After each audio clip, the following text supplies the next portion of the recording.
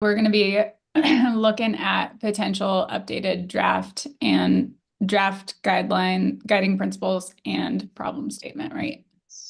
Yep. Do you want me to make edits or how can I help? Yeah, feel free to weigh in whenever you see an opportunity to. I know it's a little harder since we're not in the same place, but yeah, I think weigh in whenever, and then I think if we both like have it open, we ought to be able to probably make edits so we can maybe just both like plan to try. I'll let you do most of it if you would like to take that on. Yeah, that sounds good. Because of issues I've been having, YouTube is now, you guys are live on YouTube. I Yeah, didn't know how long it was going to take, so. okay, sounds good. I'm gonna turn off my camera and mic until we get started. Nice to see you both. And Sarah, you are now host. Okay, all right. We will turn back on at 11.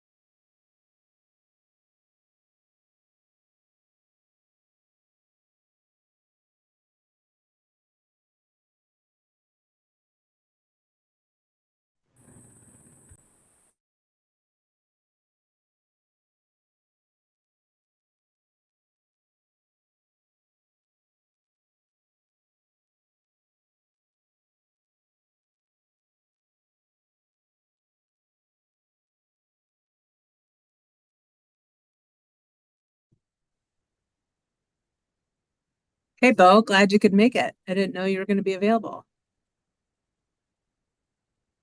Oh, muted. Can you hear me now? Yeah, yeah. Yep, nope, I was able to make it today, so I'm glad it all worked out. Awesome. Great. Thanks. So yeah, Hey, Rick. Rick made it.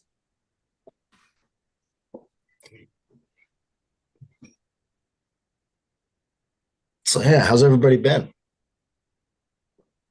Good. Hey, Good. Gwen made it too. Hi, Gwen. Hey, can Yeah, everybody good. hear me?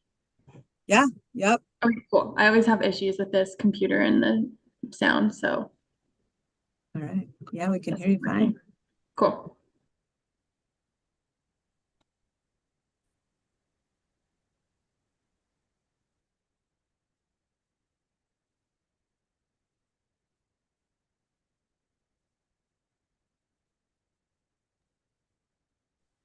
Rick, can you get your audio to work?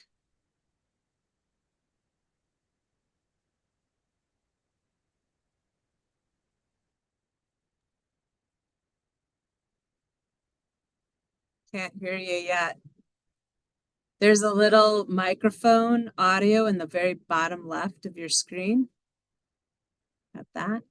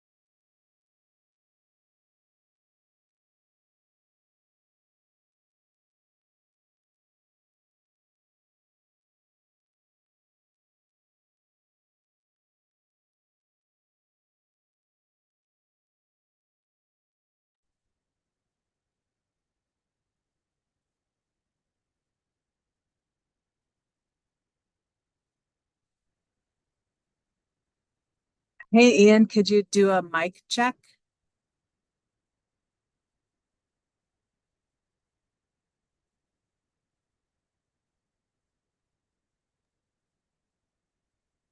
Can you hear me, Ian?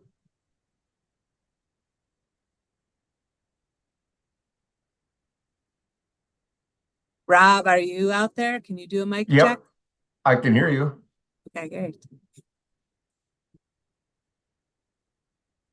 Tom? Hello. Hey, Tom. Hi Thank there. you. Ian? Ian, can you hear us? Still getting set up, maybe?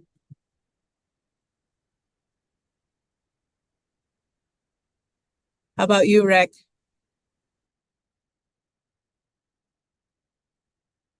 We can't hear you.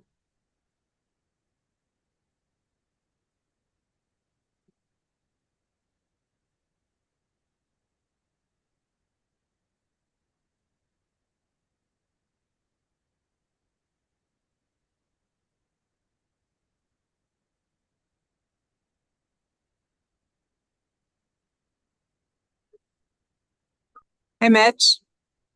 Is your mic working? Can you hear me? Yes, we can.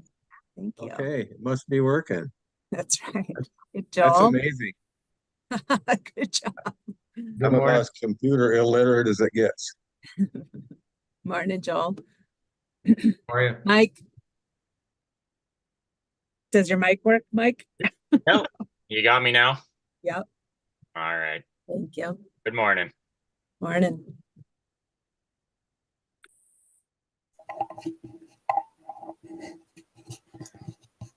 Looks like I had audio shut off on my computer. I can hear folks now. Yeah, gotcha now. Thanks, Ian. Me now, Deb, Oh, Rick, yes, we got you. Good work. but I don't see my picture. We see your picture. Well, that's important.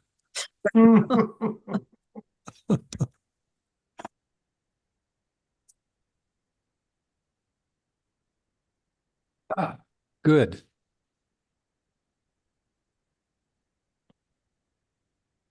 Deb, Yeah. I don't think Eric Albus is going to make it. He is seeding and doesn't think he has reception in his tractor. And I just got a text from Bill McKinley saying he could be a little late as well. Okay. Thank you for that.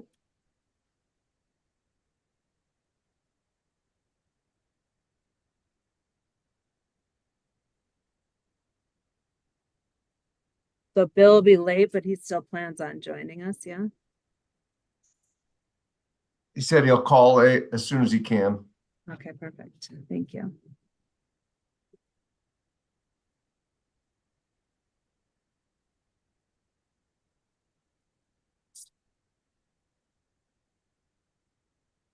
So let's see. Just put the fridge on, jump up and grab it. Thank you. I'm just checking the other Zoom link to make sure we're not getting anyone in that other one that we shut down.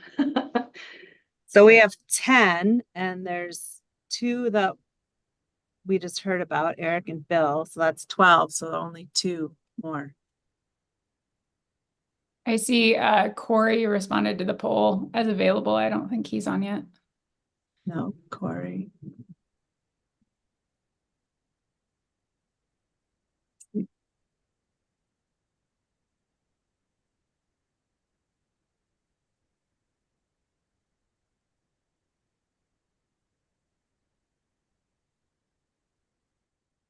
Art Hayes is the other one.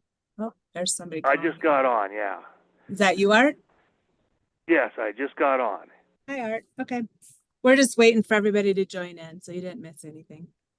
Okay, well, I tried to get on, and then I got on as a muted person, and then I had to go through it again to get on. So, Okay. but I'm here now. So Thank you. No worries. We got you.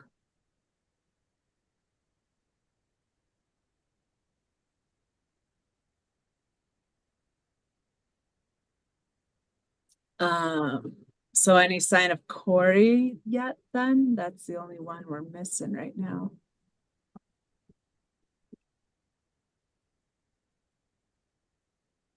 You didn't see him in the other? No, I'm still watching just to make sure we don't have any stragglers over there. Okay, good.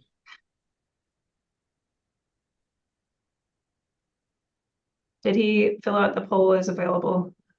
Yeah. Hannah said, yeah. Yeah.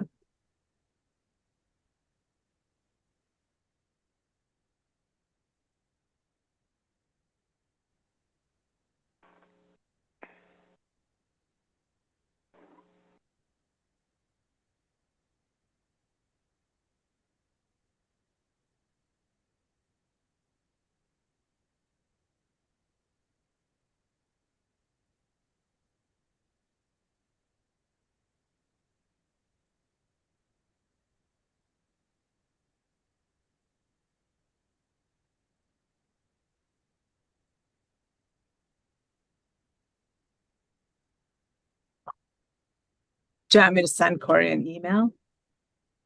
Just check in.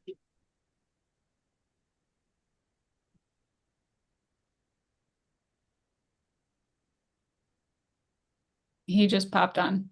Oh, there you go.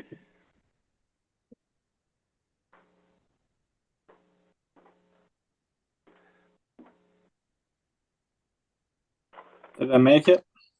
You sure did. Hey, Corey. Late. Yeah, sorry about that. That's okay. All right, is that everyone? I believe so. That is everyone. Yeah. Okay. Great. Well, thank you all so much for your willingness to jump on this virtual meeting with us today. We wanted to kick it off. Is Dustin here? I don't think he's here Okay. quite. We're gonna kick it off with him. Start record. Chris, do you have this camera disconnected? Oh, Do you have the camera disconnected? Okay. Where do you turn it on? Okay. Okay. hey, Rick. Hi, Rick. Hello. We can see you, by the way. We got you. And we can also hear you. So if you're not talking, if you Okay, could apparently mute- they can see me, but I can't see me. I'm And the only one I wanted to see.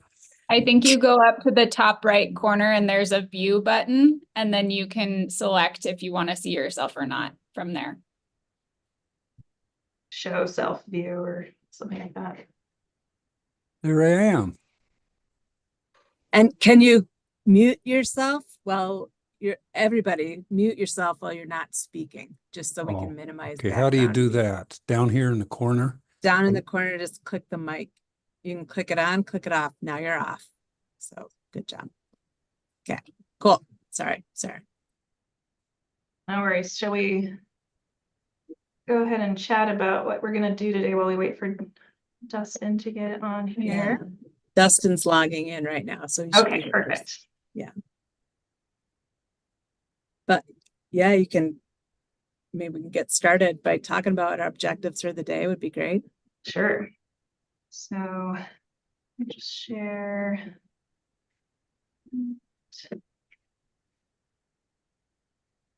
So yeah, today we have just about 2 hours plus half an hour set aside for getting some public comment, but our goals are fairly straightforward, I think. We want to get your feedback on what you like and dislike about the draft problem statement and guiding principles, and really to mostly gauge where we're at, how much work do we have left, and then we'll dive into maybe making some edits on these things if we need to, as needed, and kind of just figure out what's our next steps. And we're going to make sure that we're really sticking to the group's charter with our discussion today. So before we go into that any further, I will stop sharing and turn this over to Dustin if he's ready.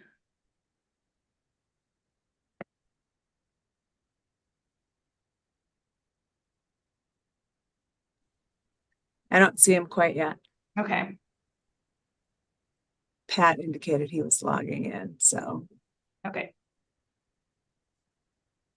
And everyone is familiar enough with Zoom to know how to mute and unmute yourself and all that good stuff, and turn on your video and turn it off if you want. Hopefully leave them on, so we feel like we're kind of in the same place together as much as we can.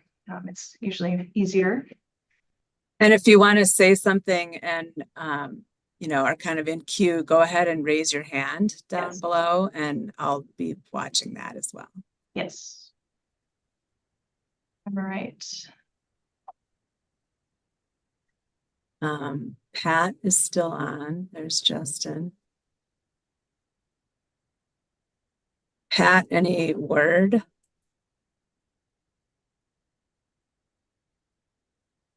They are, I don't know which link he's trying to use, so he's trying to get in. Okay. Oh, he's trying to use the wrong one. Can you tell him to use the other one?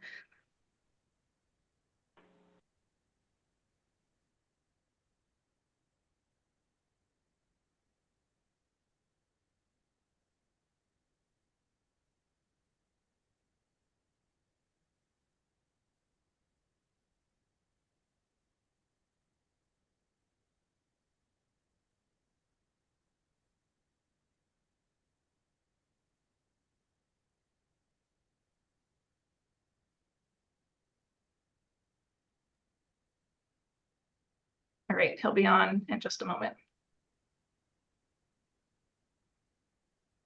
Oh. Is Pat still here? Yes. I am. Pat Quentin just requested a link. He's gonna have to, you can send him one or he can use the public and then we can promote him. I can't create new links after the meeting started Okay. and I can't do resends either. Can I just send him mine? No. Sure, we can just rename, or you guys can rename him once he starts or once he gets in.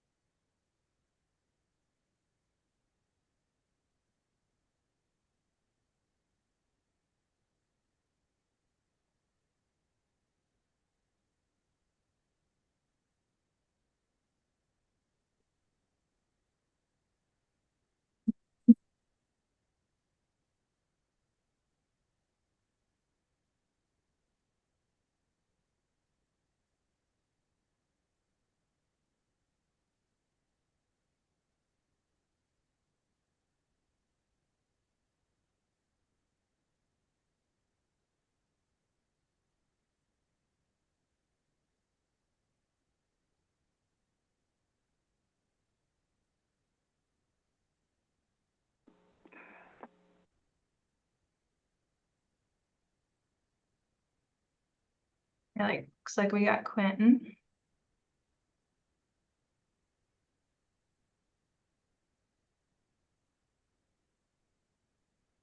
Okay, great. Pat, how do I rename them? Sarah or Hannah has to do it. Okay.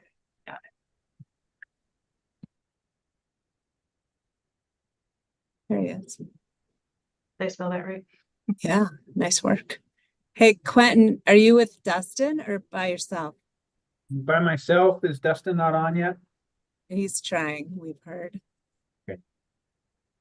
Thanks.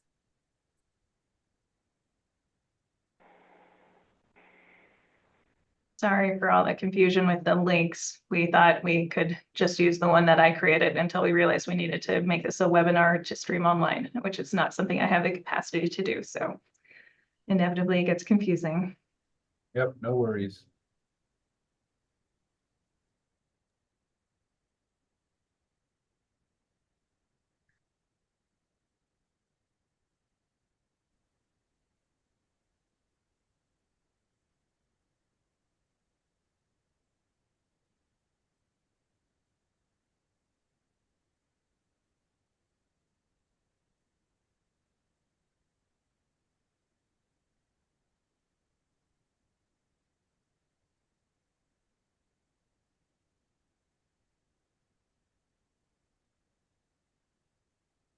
Did he leave the other link, Sarah? Yes.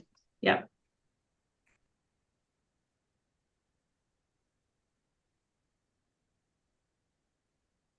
Hmm.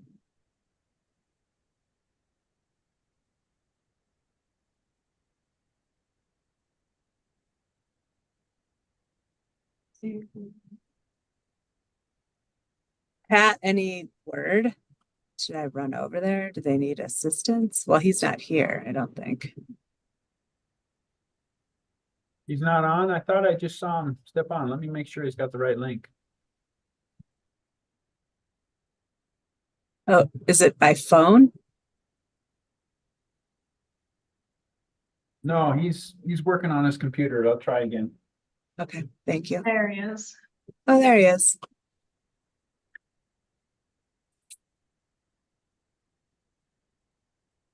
Hi, Dustin. Yeah, Hi, thanks for jumping on. yeah, sorry about that. No, I'm sorry for about the that. confusion. Former IT guy can't run his own computer. It's okay.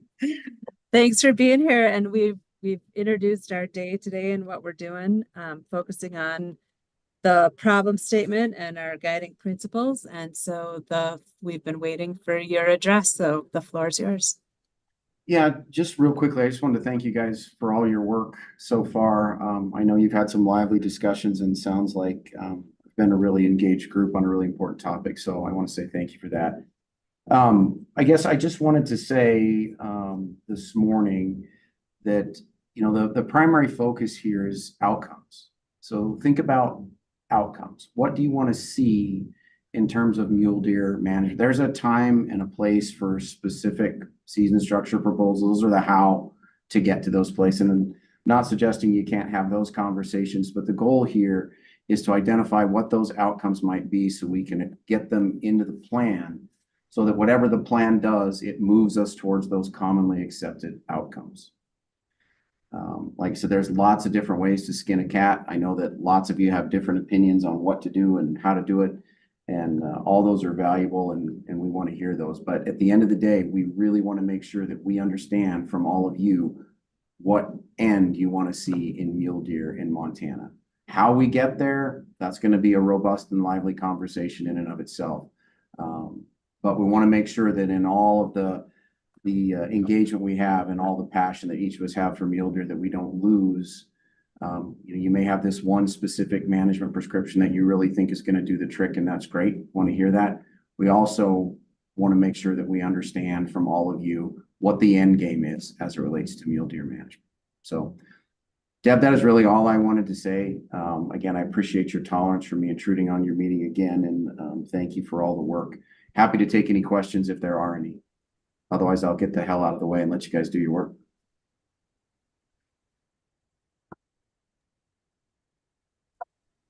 Appreciate that very much, Dustin. Thank you. Rick, did you have a question? Yeah, I do. If we make a series of recommendations, where do they go? Do they go to the department? Yeah, so the recommendations from the group will come to the department. The department will incorporate those end goals or whatever into the plan. If they're a recommendation on a specific structure or something that is a commission authority, then we'll park those and make the commission aware of those. But in terms of the outcomes to write the plan, those will come to the department. Ultimately they'll come to me, but they'll get washed through a bunch of people, most notably Ken and Quentin, long before they get to me. So that's where those recommendations will go. Okay, I just wanted to know. I was hoping it didn't go straight to the commission. No, sir. It will Okay. work its way through the wildlife division, up to Quentin and then to myself. Okay, I'll get off. I quit for now. I can figure, oh, here it is. Any other questions? All right. I wish you all a productive meeting. Thank you. Thank you, Dustin. Dustin, Ian has a Oh. question. Oh, I'm Ian sorry. does. Yeah, I guess I fully understand the problem statement, guiding principles, etc. Is it, I guess, would it be within the scope, or I guess I know there's been a lot of discussions on, I mean, you're kind of touching at not getting too far in the weeds on specific recommendations and whatnot. There is I know this is the first step in a larger process to kind of rescope, or I guess rewrite some of the mule deer management plans to influence those broader income outcomes and such. Is it, I guess, as far as capturing some of those specific thoughts, is there, would it be reasonable to even kind of prepare as a group, kind of a list of some of those low hanging fruit items? Maybe it's just a supplement to, I guess, staff when you guys are actually developing some sort of, action items that come out, at later dates or whatever, just to kind of put that off to the side, and things that we are identifying as kind of low hanging fruit items. I know that's an added step that's outside of the general scope. Just didn't know if, I guess it just feels like it'd be unfortunate if we didn't capture some of the, great discussion that did take place. Yeah, Ian, I don't have any objection to that at all. And I don't want to lose any of this group was assembled for its diversity of thought and opinion with a common interest in a better day for mule deer. So I don't want to lose, those conversations that you're having that might present some solutions. But at the same time, the goal here, the primary goal is to define what that better day for mule deer looks like. Okay. Because if we can agree on that, what that better day for mule deer is, then the conversation about how to achieve that gets a heck of a lot easier. Right. Right. Versus, Yeah. yeah. So again, I don't have any objection to capturing that. Staff are really good at making sure that we don't lose that kind of conversation. And like I said, my only objective was, we're not here to build a season-setting proposal today. There is a process for that you guys are all familiar with. The plan that you're helping us write, the objectives will guide what the department puts forward. So as you talk about that better day for mule deer, think about where you want this department, what you want it striving towards as it relates to mule deer management. Once we get that figured out, then we can work together to figure out how to get there. Cool. I appreciate it. And I heard the fishing was good, Ian. Nice work. Yeah, sounds good. Thanks. Any other questions while we have Dustin on here? All righty. Thanks all. Thank you. All right, so what we wanted to start out with is a quick look at the potential updates to the draft problem statement. And so we'll go ahead and share that screen.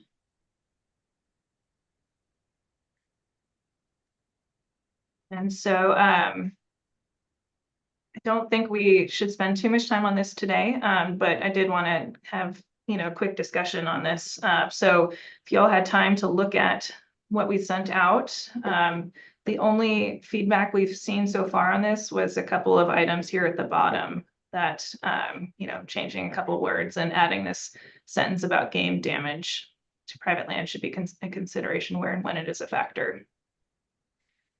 So anyone have any comments, likes, dislikes, things that they see as problematic with what we had shared out? And I can go ahead and back to the top of this. Joel, go ahead.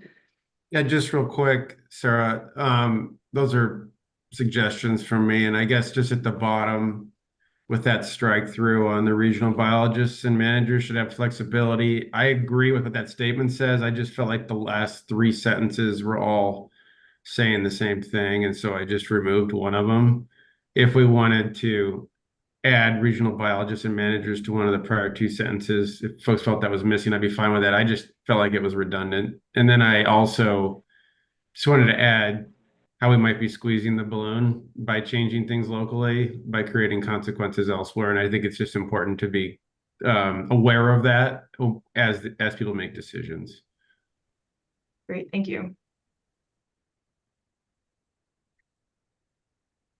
So anyone want to chime in with anything you like or dislike about this that you think we should spend more time thinking about? Go ahead, Ian. I guess, is there that list of concerns identified? I guess, is there any weight to the order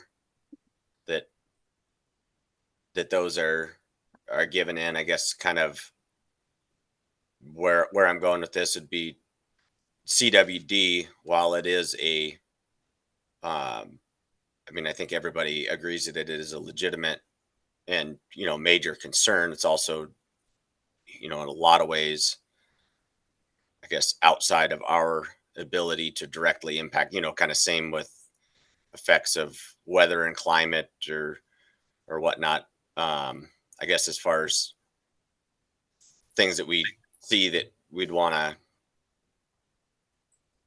kind of up our efforts and to tease out and whatnot. I guess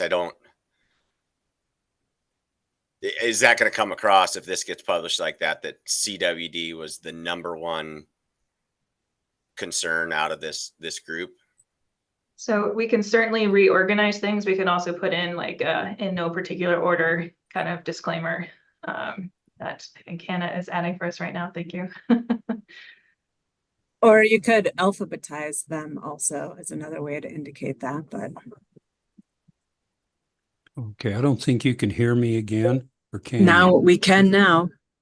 At the beginning of this whole thing, it was indicated that we would look seriously at the CWD plan and see how it fit in. I disagree. I think maybe it should be our major concern right now, while there's some chance we can do something about it. But anyway, I'd really like to have some input from the CWD committee before we get too far along with this. We can't do it today, but we have to see. I know what's on that plan, and some of it's pretty complicated. So I'll just say I'm voting for increasing the value of CWD in this hearing, whatever you want to call it. Okay, I'll get out. Hey, Deb. Yes. This is Mitch. I agree with Ian. I've been sitting down. I'd like to prioritize each one of the bullets as a group to make the top one have more weight going down, more important to us. So just something to think about. Gwen? I understand why we would maybe want to have them in order of priorities, but I don't think everyone's going to agree on like what is the most important on that list, maybe, or what particular order it should go in. So I think the no particular order should stay how it is. Agreed. Agreed. Agreed. Is okay with me. So I agree to disagree. That's fine.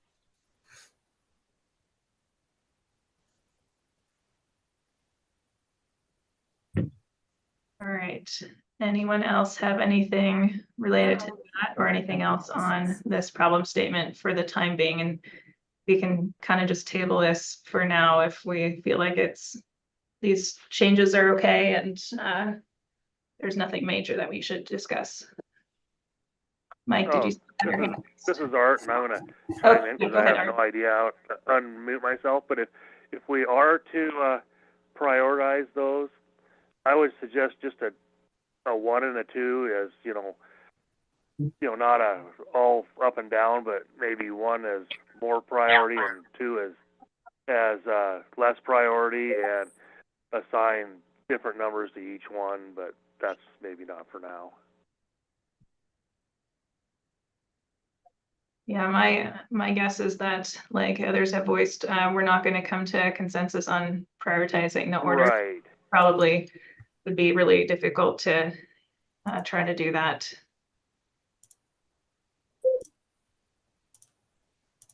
And ideally, just to me, some of those are pretty low priority, like vehicle collisions and stuff like that. But then maybe CWD would be a little higher level, but I wouldn't go any farther than that because nobody's going to agree to, ranking them one all the way through. So that's my little 2 cents worth there. Thank you. Thanks, Art. Deb, were you about to say something? Oh, I was just going to say, the no particular order is supported by the bullets rather than numbers as well. I mean, and I feel like making sure that we have identified the concerns that have been collectively voiced by the council is the important part of the problem statement. So as long as like nothing is missing from this list, or there's something on the list that people are like, that doesn't have any business being on our list of concerns, I feel like that's kind of the direction we're at right now. All right, Mike, did you still have your hand raised? Well, I think I accidentally raised it when I was just agreeing with Gwen, but I'll just add a quick word. I think part of the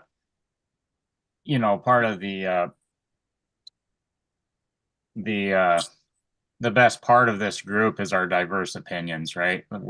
We have people representing the entire state, And these issues are going to vary in importance as we traverse the state. And so, you know, I don't think we'll ever agree on what's the most important. And two, it's going to vary as we move across the state. So I'm a fan of the no particular order. Okay, thank you. Ian? Yeah, I guess I would concur with the no particular order. I mean, obviously I have ideas on what my order of precedence would be, but that I didn't want it to be interpreted, you know, that, you know, this, if somebody comes back and reads this, that, okay, there was, yeah, precedence given to CWD over something else. I guess two items that I throw out to the group for discussion. I know we talked a lot about funding along the way, and I think we got into that, maybe some of the guiding principles, but I guess I feel strongly that keeping our department well funded, you know, I guess when, you know, obviously there's been a lot of talk of reduction of B tags and other, you know, kind of specific recommendations like that, but, you know, I want to make sure that our department is well funded and we don't, you know, slit our own throats by, you know, advocating for a reduction in some sort of tag structure that results in the department being underfunded. So I don't know if there's a way to, you know, I mean, if that's a bullet point that's worth adding in, or if maybe that's just good enough in guiding principles. I don't know, something for the group. Yeah, I'd hate to advocate for a bunch of stuff and then not have the department in a financial position to tackle things. Oh, Is there something we could change there to capture what you're saying? maybe I just breeze past that. Let's see.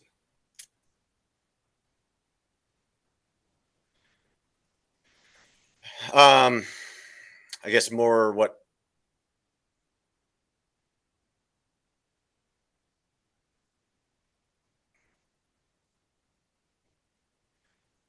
I want to make sure that any of our recommendations don't put the position in a shortfall scenario. I mean, yes, the department needs to commit to, you know, funding research priorities, but if we then on the other hand, you know, say we need to reduce B tags, we need to maybe tighten up on some of the non-resident hunting pressure, other, you know, there, if that overall pot of money that the department has available shrinks, we're kind of shooting ourselves in the foot in some regards. Just wanting to capture that I want to make sure that the department continues to be a well-funded organization. Trying to think of text to add to capture that. Would it make sense in the bolded list to add something like a lack of information about key drivers as being, I mean, I don't know if it makes sense, but I mean, that's, I think one thing that we kick around, like in some of these places, we don't exactly know. And the list is of the things that we think are affecting them. But I don't know if it's necessary, but that, I don't think it's at it.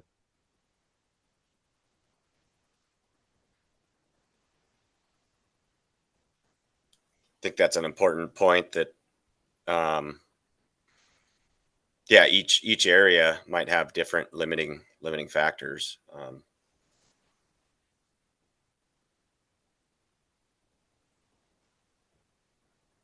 Yeah, and I think we captured that right here with it. Likely causes leak decline. Probably vary. I might just add that, I mean, we're looking at the problem statement right now. I don't know if, I mean, that currently isn't a funding, or that currently isn't a problem affecting mule deer. It would be a result of our recommendations. And in our guiding principles document, the last thing we have is maximize funding opportunities for mule deer research through creative solutions. I think maybe in our guiding principles, we could add a bullet point underneath our maximize funding, stating any loss of revenue associated with significant tag reductions should be made up in, other ways, however we want to come up with that. But I just don't know that we need to have that included in our draft problem statement. All right, well, we keep that in mind as we get to that. Thank you, Mike, for that suggestion. Eric? I just wanted to make sure that I was on and could be heard. Yes. Okay, I'm in a tractor seating right now, so I didn't know how good my coverage would be. We can hear you just fine. Thank you. Okay, thanks. So anyone else have anything for now with the problem statement, or shall we move on to the guiding principles? I'm gonna just jump in here again because I don't know how to unmute myself. I don't see anything here about the declining quality of the public land hunting experience in here. And I wonder if we should add that, or what the other people think of that. And I don't mean just the quality of the bucks, but just the quality of the experience in general.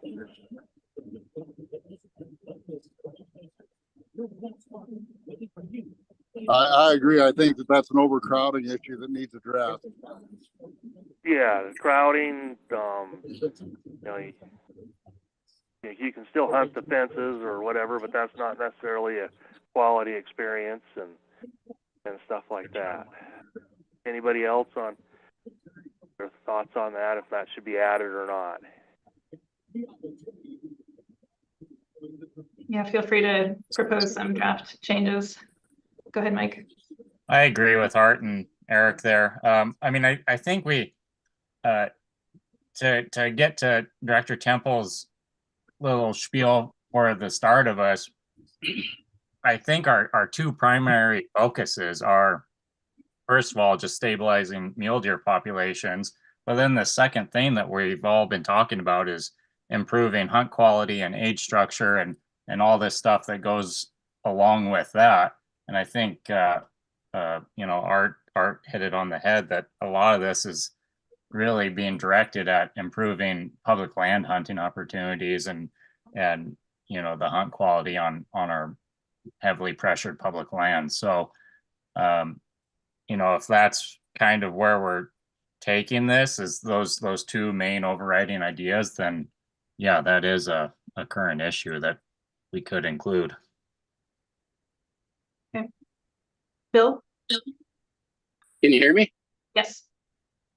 So along those same lines, I think it's important that we have that focus on public land, increase in populations and quality. I mean, that's to whoever, but in our general area here and stuff like that, the public land opportunity is very poor compared to the private land. I think that needs to be addressed, that some of the issues, might just solely be hunter pressure on public land.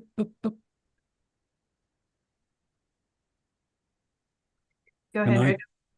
Okay, I'd like to go back to this research thing. It's my understanding that somewhere in Fish, Wildlife and Parks right now, the stand is to stop doing much of the research. So the question is to Justin, is that true? That is not true. Okay. Yeah, good. I don't know where that came from, but we certainly aren't stopping research. I mean, the funding situation has changed.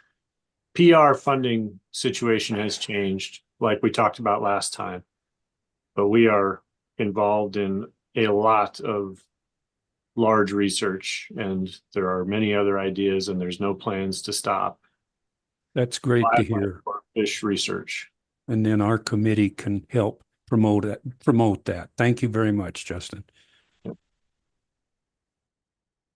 All right, Rob? Would it be possible to put that either another bulleted under non-resident, resident hunting pressure and distribution, or at least a hash mark or hyphen and put it on the last one and just add it in? I think everybody agrees that public land hunting is important, and and that would go with the distribution of hunters. Yeah, does that make sense to include in this likely causes of decline, concerns identified list, or? Because public land is being overhunted, basically. So what text would you like added?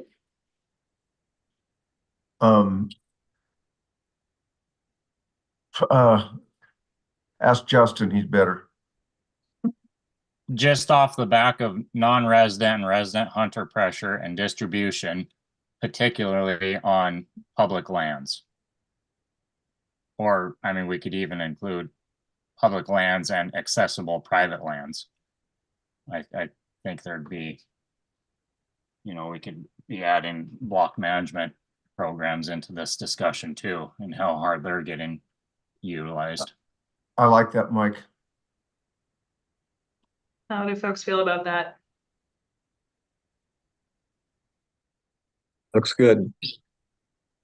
I would just interject that maybe what that does though is take off that there is pressure on private lands as well, that is relevant in terms of enforcement, and we address that kind of. So I don't know if creating a new bullet point might. I don't want it to pretend like it's not important on private, only the accessible ones.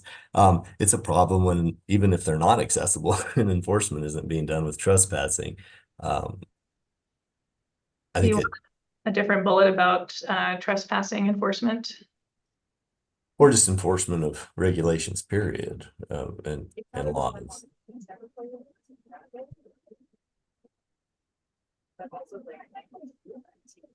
Does it make sense though, based on what Tom's saying, to capture that just in a new bullet instead and just say, when Art started it about like improve hunt quality, particularly on public lands and accessible private lands, and then hunt quality, can mean different things to different people, whether it's which animals are available or your overall experience. The only problem with that is that this is, unless it's actually contributing to the potential causes of decline, the hunt quality part, I think might merit its own paragraph. So what I propose is that we take a stab again at, based on what we've heard today. Hannah and I will try doing some tweaks and send this out to everyone to try to capture what's missing in that regard too, if that sounds okay. And we can kind of go along with some more edits by email as you see anything else too with this.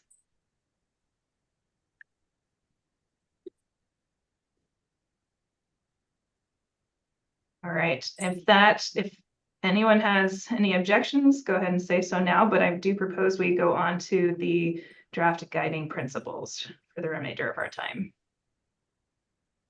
Does Bill, you have your hand up. Do you have anything, or is that left over? It must be left over. Okay.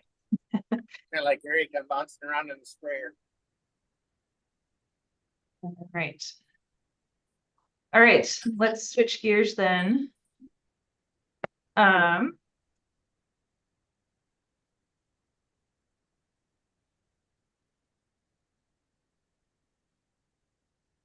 right, so wanted to take another quick look at the council's charter here.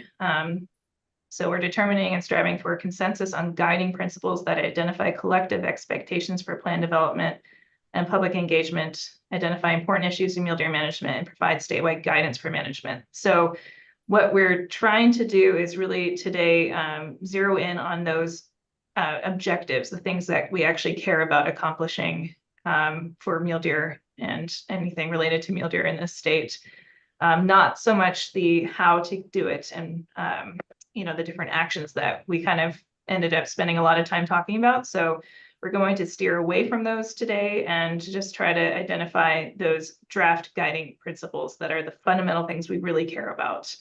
So if I stop you, it's just because we're getting into, the ways to do it, and we want the why we care part today. Does that make sense?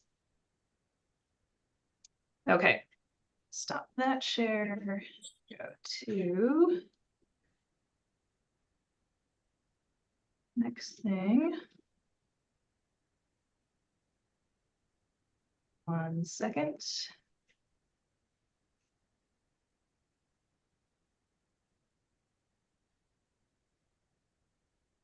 All right, so that should be coming up for you.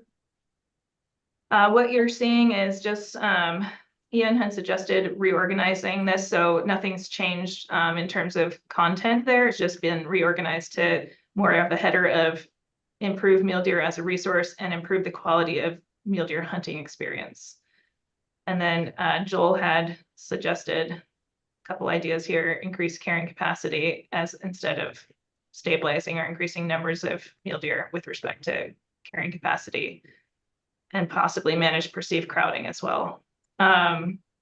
So let's take a minute first and go around the group one by one. Just take a minute or so to just quickly tell us kind of what you like and dislike after you saw this, since Hannah and I did spend some time taking the work that you'd gotten to at the end of our last meeting and putting it into this new format. So we might have missed things, I'm sure, or misinterpreted things. We do want to hear where you feel we're at with this draft that we've proposed. And, we won't start editing it right now, but just kind of give us your quick 2 cents on where you think it's at. So who would like to start?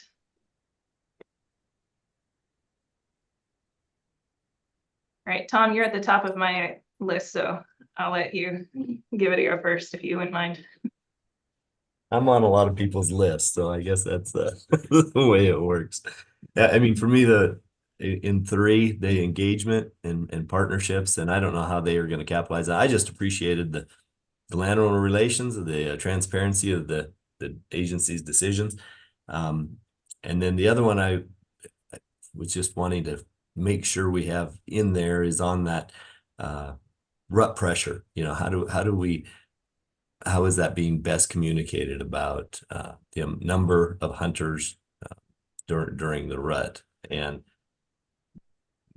we're not talking about prioritization here, but I guess maximizing the population and stabilizing it both fall in there. So, I mean, my big things that I tried to hope were there, and then looking at it, were there. So, okay. Thanks, Tom. Mitch, you're next on my list. Gotta unmute.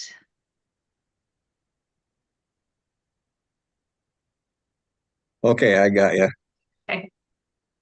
I kind of liked it all. I still don't think we're addressing the overcrowding issue enough. To me, if we address overcrowding a little bit more, we might help address some of the other issues that are in there. Private, public, everything. I kind of like the way I like that you reorganize it. It looks better. It was kind of hard to read the first day. The stuff Ian put in there, kind of like the way he had it set up. So. Okay, great. Thanks, Mitch. Let's see who's next. Art, go ahead. Oops. All right, I'm looking through here and I can't see anything I would change right off the bat. I'm with Tom on I'm real happy landowner relations is visited in there, and I do like that where I added the adaptive habitat, or what is AHM should be looked at. I'm glad you guys put that in there. I don't know that for what it's worth what'll happen, but thanks for putting that in there. And that's all I see right now. I mean, other than we need to look at the rut opportunity and stuff like that too. So I see pretty much everything I was hoping for. So that's me. Thank you. All right, great. Thank you. Bo?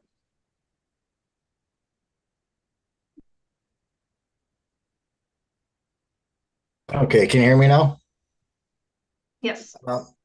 I really like how Ian broke it down into improving mule deer as a resource and then another section of improving the quality of the hunt. I think that really it organized it a lot better for me. I like that. Um, Funding opportunities has been a concern of mine since our last meeting. How, we're so dependent on PR money. How can we get something going at the state level? So I'd like to see that in there. But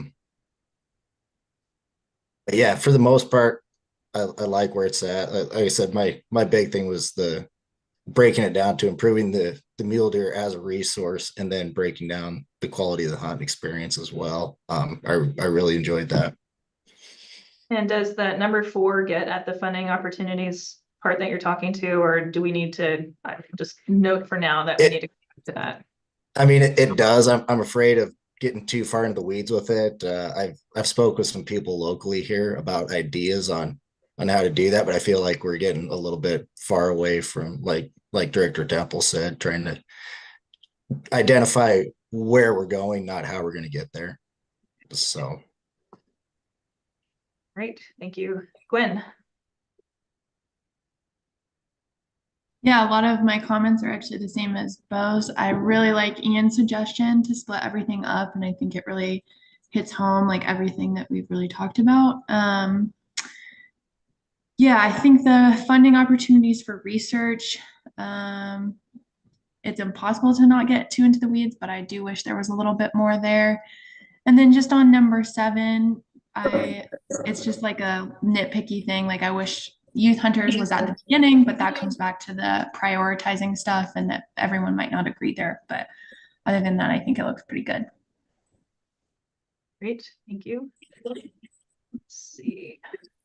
Rick? Okay, I agree with this, but I have some ulcers over this improving the quality of the mule deer hunt.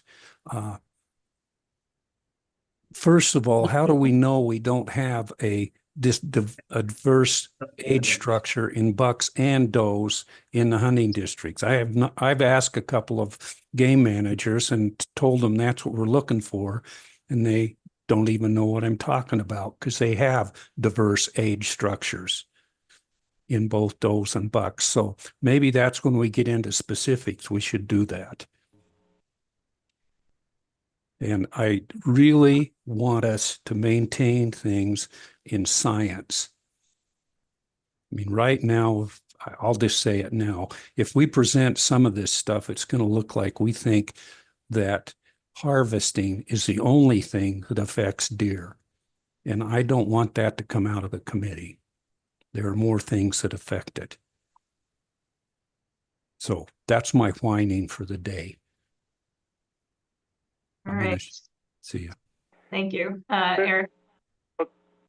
Well, I agree that harvest isn't the only restricting factor. We've got predation, winter, which are often greater impacts than what harvest is. And back to the diversity of age structure in our bucks, our check stations pretty much tail to tail. We have no age diversity structure in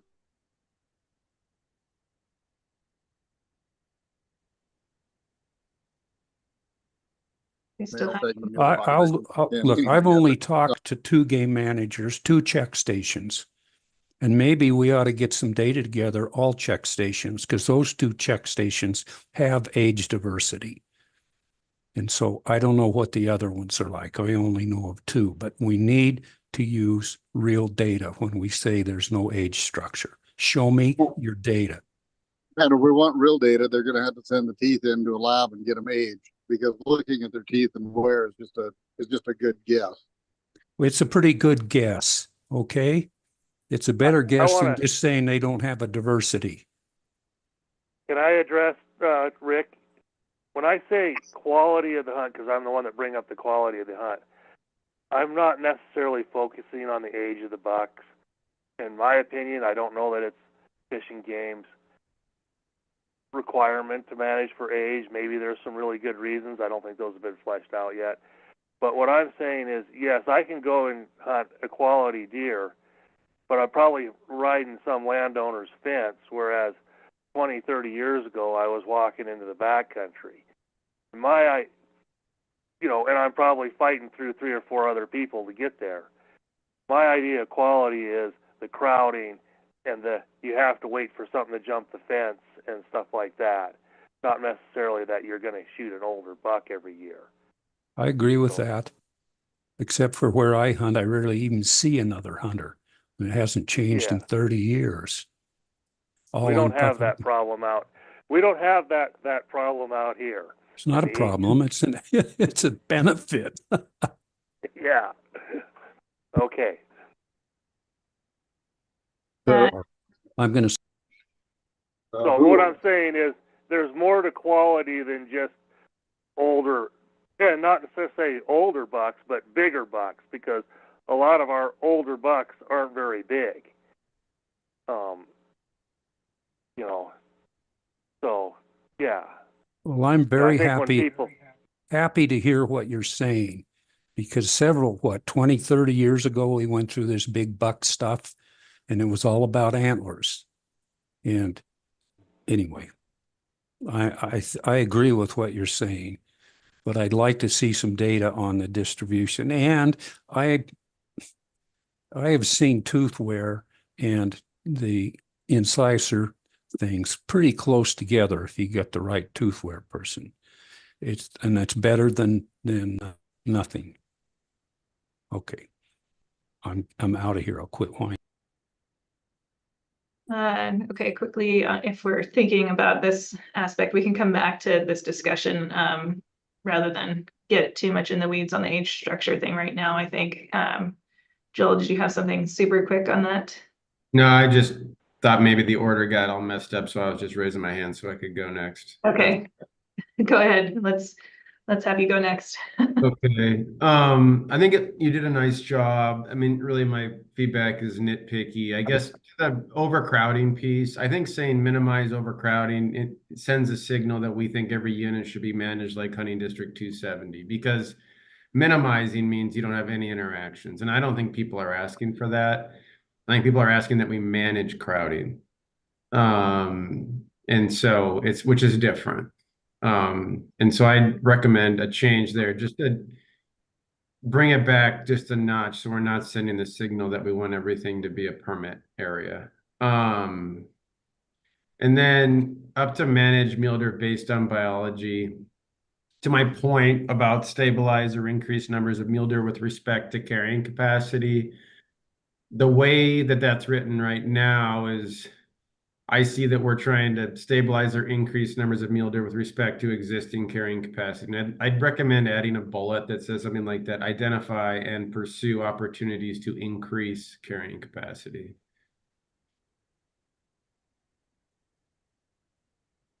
All right, thank you. And anything else, Joel, before we? I think that works. Thanks. Eric, did you tell us your general feedback? Yeah, I'm good.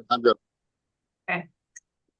Let's see. Yeah, the order about everything's gotten a little bit weird here. Who has not gone yet? Rob, go ahead. I don't disagree with everybody, and I do like the format pertaining to the quality of the hunt. When you talk to people about around the state, the two comments I hear continually, no matter which quarter of the state, is why are there no mule deer left, which is improved mule deer and resources, and why are we shooting all these baby bucks? So quality of bucks does enter into the factor for the general public, and one person's quality hunt may be shooting those baby bucks and the next person seeing older bucks. I get it. My question is, in 2D, when we manage for the diverse age classes of mule deer, will that cover 6 as another bullet point, like a 6D, improve or maintain older age class bucks? Are they saying the same thing as my question? Yep, I was wondering about that too. Come back to that Good point. from everybody. Thank you. All right, Ian.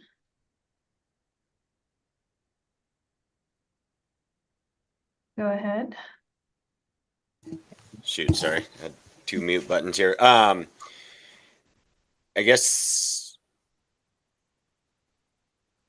I would like to echo or kind of confirm a couple of their comments to Joel's comment on the minimize overcrowding, maybe address overcrowding or something, some clean up there. The other prior statements on implications to, I guess the rut hunting pressure, I guess maybe have something to discuss, rut hunting pressure. But then probably the number one thing that I don't really feel like is adequately captured, that there's been a lot of discussion on and comments that we received from the public and other stuff. I don't know if it's valid to have a maybe up in that improved mule deer as a resource. I guess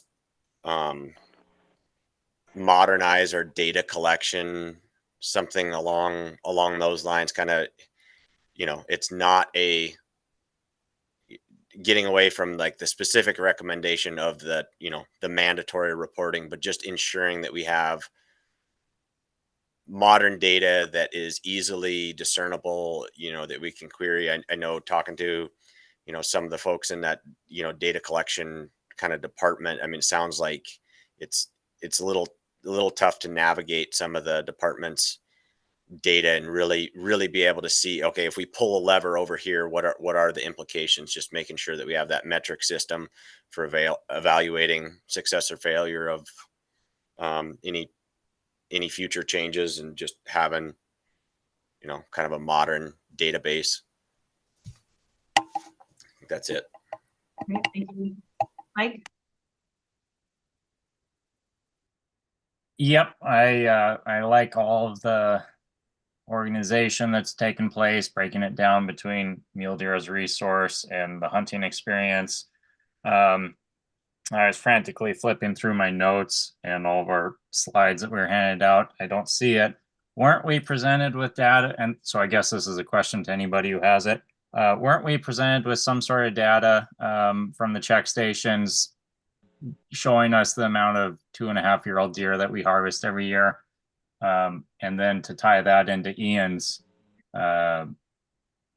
comment here, I think it's going to be important that we've all been talking about how do we get mandatory reporting or this bringing our reporting and data collection into the modern era, and so I mean, however we can get that in, I think that's going to be important, because our main things are to manage off of biology, use research to inform our management decisions, and so I agree with Ian. We need to have that in there somewhere. But does anybody remember what I'm referring to on the 2.5-year-old harvest? Yeah, I do. I think that's the average on these eastern Montana check stations. Is a 2.5-year-old buck to be about the average age of a buck check through the eastern stations. Aren't they also, doesn't FWP also determine an adult buck to be a 2.5-year-old? And so they're essentially, identifying yearlings and then adults, and a 3-point is essentially an adult, according to the department. Yeah, that was as far as they were breaking it down, correct? Joel, that is correct, and that's why the disparity between quality that everybody sees is that's not a mature deer. Mature deer is 5 years of age. At least 4.5. 4.5 is a strategic amount to aim for, but at 5, they are mature. They're fully mature. Well, the bucks on the Rocky Mountain front have averaged almost 4 years old. Okay, that's pretty close with maturity and diversity of bucks. And I didn't ask them how many two-year-olds or 1.5-year-olds are shot. We need to get the data from the check stations. I don't doubt that on the front, Rick, because that's a migratory herd that's not very accessible to the public, and I think it's a bit of an anomaly. It's also a migratory herd with a 2-week general season and a 3-week limited permit only. 40% of the harvest takes place in the last week of the season in most areas, and at that point, that's when the most of the bucks are harvested. To Mike's recollection, I've saw it too. I just can't put my finger on it, Mike. Mm-hmm. Yeah, Mike, sorry, I'm we- looking through what we provided. I don't see any check station summaries. I was just looking if that was in the R6 summary that Deb emailed to all of you, and it wasn't there. So I'm not sure where you got it, but the data that we have about that are from specific check stations, which, like the Rocky Mountain front, we've got the Augusta check station that's been run forever, where they pull teeth and they have ages. But the number of places like that where we have a sample of ages is limited. We don't have that for everywhere. Yeah. Well, I would prefer that we not make, this is for later discussion, radical changes in buck hunting until we know what we're doing. Okay, and now it sounds like we don't have the data. So what we should recommend is that Fish, Wildlife, and Parks get the data and find out what the age distribution is in the harvest. So I'm going to quit one. I would say that. Go ahead. I would say that we could almost just add this as another bulletin point. I mean, it's the first thing that we have: maximize use of research to inform mule deer management. I mean, maybe we just need a better understanding of the age structure of the bucks that we are harvesting. You know, that could be added in as one of the bullet points under our #1 criteria. It's pretty clear, though. I mean, every other state has changed their management because of increased buck vulnerability, and so it's pretty well documented. I think seeming to study it more is a great way to say we don't need to do anything. I don't disagree with that. I also think that if we are going to make changes, it's a great opportunity to document those changes. So, you know, with a change comes a study is maybe where I would take that. I acknowledge what you're saying, Joel, and agree with you. Okay, one more. I just wanted to put in that if we do make better data on eastern Montana, we need to make sure we differentiate between public and private, because deer that are coming off the coffees are going to age a lot better than deer that are coming off the Custer, you know, a few miles south. So we need to make sure we have a differentiation between public and private in eastern Montana to get what we're really looking at. Okay, you can average the two, and yeah, it'd be pretty nice looking. Okay, one last whine. One of our top objectives is to increase mule deer populations. I want to know how managing for bucks will increase mule deer populations. That we have to be explicit and clear. Okay, that's it. I'm through. All right. Ian, did you have?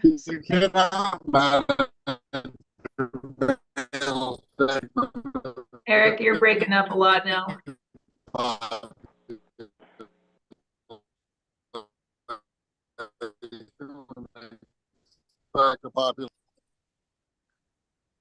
Eric, we can't understand anything, unfortunately. All right, we can try you again later. Ian, did you have something to add to that? Yeah, I guess that, I mean, Art brings up a great point on the public versus private, and kind of, I mean, I think it all ties into some of that, you know, I mean, that modernizing some of our data collection and whatnot. That's a that's a huge factor. You know, kind of you could have a really old age structure on private and really a young age structure on public, and then you average them out and it looks like, you know, hey, everything's good. Again, it's kind of outside the scope of this list. I fully recognize that, but hopefully that doesn't get lost moving forward. That, you know, some way to kind of track, you know, those differences between that public and private experience. Okay, thank you. Corey, I think we have not heard from you yet. Am I correct? Yeah, I'm alive. So just getting back to the overall structure, I guess that's what I was supposed to comment on, right? I do like the changes that Ian made and that, and just to mirror a little bit what Mitch mentioned about the overcrowding too. And of course, that's been addressed for a while now since then. But yeah, if that problem gets addressed, then that can trickle down and change a lot of these other ones too. But right. Overall, I like the forward motion we're making. Great, thank Good you. work, everybody. Yeah. Is there anyone else that has not gotten a chance to speak yet about the general feedback here? We haven't heard from Mitch yet. Yeah, you did. I don't think you've heard from Bill though. Oh, and Bill, right.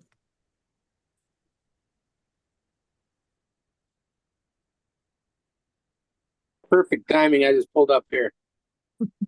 I think for the most part, everything seems to be on track with what everybody's you know, bringing forward and whatnot. Not going to get into the weeds on quality hunt and buck to durations and all that kind of stuff, because that's not what we're trying to do right now. But one of the main things, I guess, that I feel is very important is the difference between private land and public land, and how can we balance that and increase deer populations on public ground like we are seeing on private lands. That's all I got. Right. Anyone else that we haven't heard from?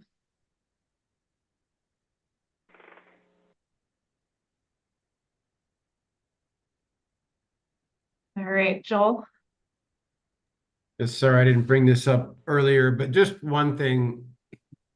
In number 7, we talk about maintain opportunity to hunt mule deer now and into the future for user groups. I guess, what does that really mean? I mean, opportunity could be for 10 people or it could be for all people. And I guess, I know we list general buck hunters there.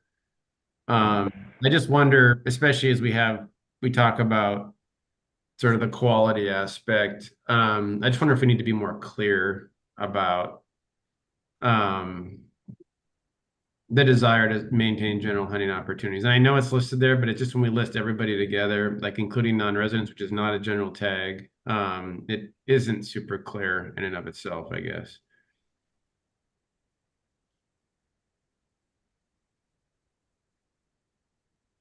And maybe that's something that could be addressed through Rob's point in number 6. And I did send around a paste of what over email of what maybe that could look like as a way to clarify that, but just something to put out there. Because I think those sideboards are important as the department then comes and interprets what these sort of larger principles look like. Okay, thank you. Mike, did you still have your hand raised? Sorry. Okay. So I think we've heard from everybody now, and stop me if that's not true. It does sound like in general that we are kind of, I think, in pretty good shape overall, with some need for some more tweaking on these different elements a little bit here and there, maybe a little more discussion in depth on some things like the age structure part in particular. But with all that in mind, what we're wondering then is if we spend the next 45 minutes working on what we can today, do folks feel like we're in a position to do some more edits over email and potentially meet over Zoom for a couple hours on those June dates rather than in person? Do we have enough to warrant everyone traveling to Lewistown on those June dates? So how to do a poll on that? Anyone want to chime in with your general feeling? Yeah, I don't think we can solve some of these specifics on Zoom. You know, it's just too complicated. And what I would recommend to become really effective, did any of you ever look at the current mule deer plan for the state? If you have, raise your hand. Okay, there's one, and me, 2, 3. Okay, what I would suggest is that everybody get a copy of that and incorporate this in the appropriate place. And that will be most useful for the state to develop a plan. We're not, if it comes across that we want to replace the mule deer plan developed by mule deer biologists, I don't think we're going to be taken seriously. But I think if we tweak what there already is, it will be extremely helpful. And I hear a lot of stuff in what we have right now that would be helpful to modify the current plan. So the group's charter is to provide these guiding principles and nothing to do with actually modifying the plan or writing any revision and all that. So how does your comment factor into that? So we're through once we develop a finished copy of what we have here. We're not going to make any specific comments. No. Ever. Justin or Deb, feel free to correct me, but that is my understanding. Okay, now we've got to include, you guys said at the beginning that we would include CWD planning as well. And all I say is we'll take it into consideration. At some point, it has to be considered seriously. And I don't think the rest of you even know what's in that plan. So, Rick, in answer to Sarah's inquiry based on your comment, she's correct. The charter of this group is to identify a problem statement and, most importantly, identify the guiding principles, the what do you want things to look like, right? Then the department will take that and we will be revising a mule deer plan, right? AHM is what we currently have in place today. We'll be revising that plan. We'll be rolling in CWD management into that plan as well. That's a separate yet related issue, obviously. So that will also be addressed. And during the plan revision, there will be robust opportunity for public engagement and comment and whatnot. And that would probably be a very appropriate location for many of these means, objectives, recommendations that you guys are interested in talking about and developing on for whatever the topic is, whether it's, season setting, age structure, CWD management, whatever the case is. So when we're revising the plan, that's when those would be most meaningful. Okay, but you can see why I brought it up, because we spent a lot of time in that person-to-person meeting talking about big buck management. And I actually put something in there for CWD and what we should do with these big buck areas, and you took it out. So I thank you for clarifying what we're actually doing here and who's going to receive the material. And I assume there'll be quite a bit of public input on that mule deer plan. So now I'll quit my whining again. Rob, did you have your hand raised? Gotta unmute yourself there. You're still muted. Let's see. I'm sorry, that was in response to Rick. I had read the plan. Great. Joel? I kind of feel like an in-person would be nice to finalize this stuff. I think it'd be nice to everybody give the thumbs up versus just doing it over Zoom. I don't think it needs to be multiple days, though. I think one full day could get it done. Right. I would agree with that. Okay. Let's see. Screen keeps moving around. Ian, go ahead and. I'd probably second that, and then I guess kind of to my comment to Dustin to start the meeting. I mean, Joel hit on it. I guess on what was it, that comment 7 that you had? I think we're getting actually really close to, you know, finalizing a deliverable.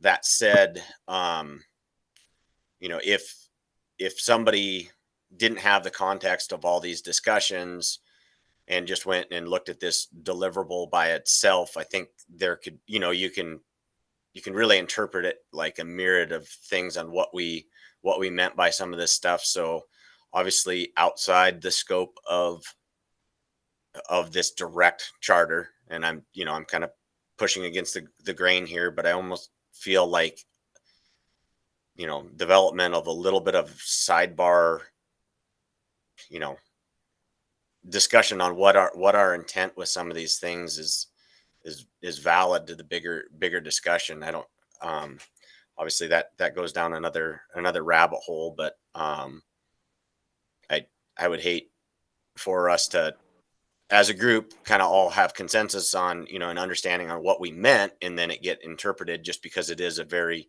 you know, a very short bullet point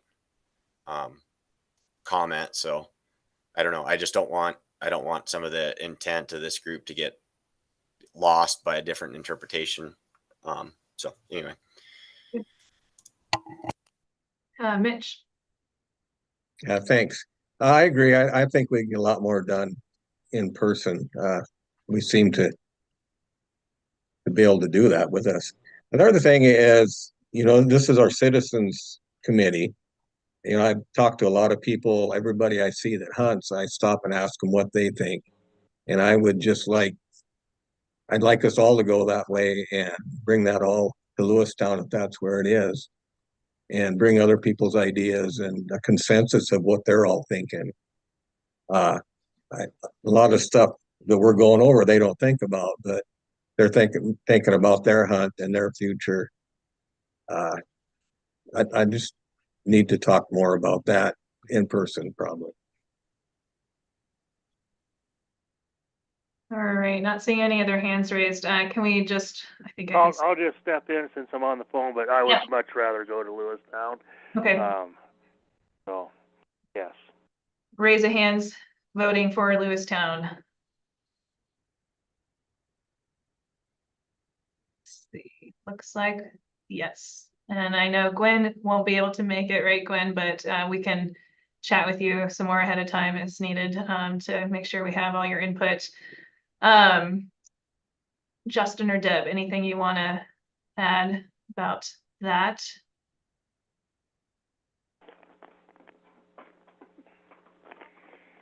You mean about going to Lewistown? Yeah, yep.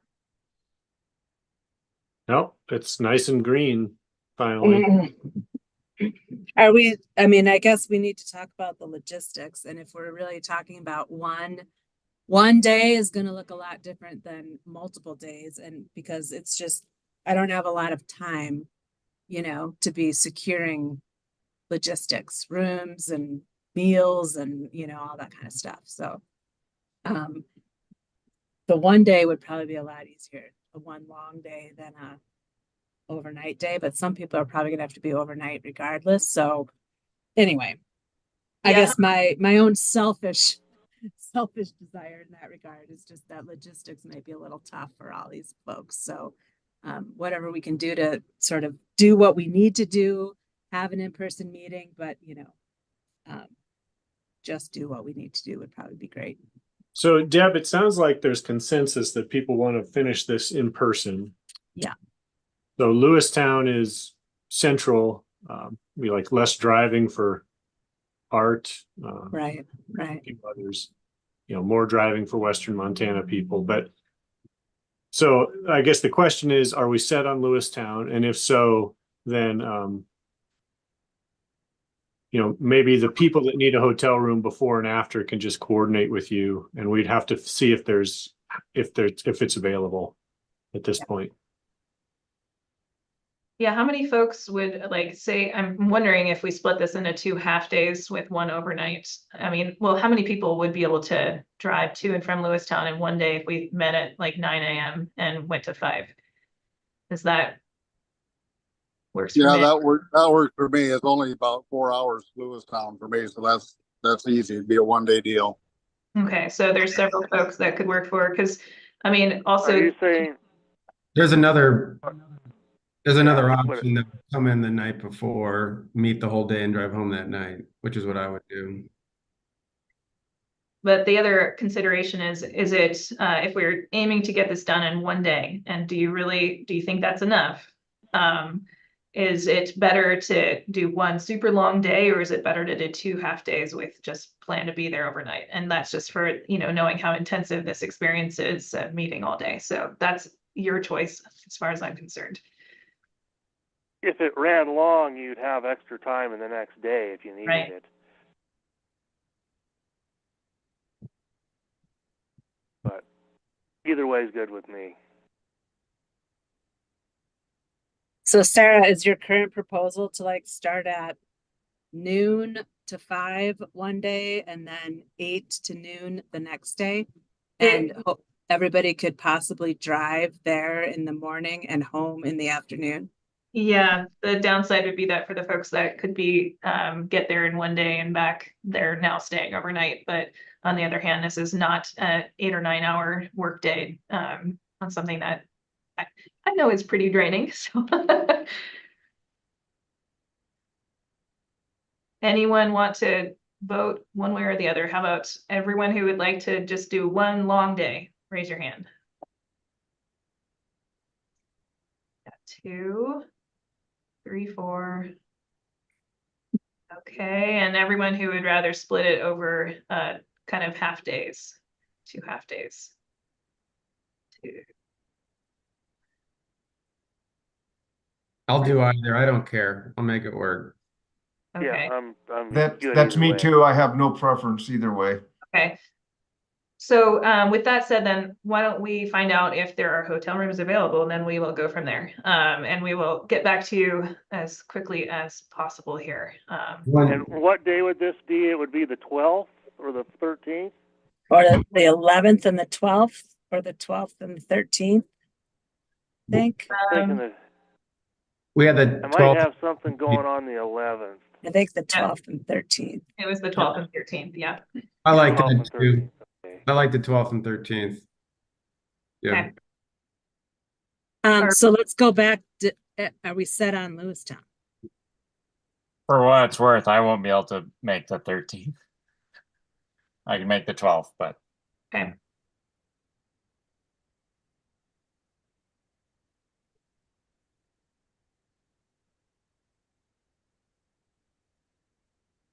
I'll factor all this in as we figure out logistics. And then, yeah, Lewistown, yay, nay, anyone want to toss out a different idea?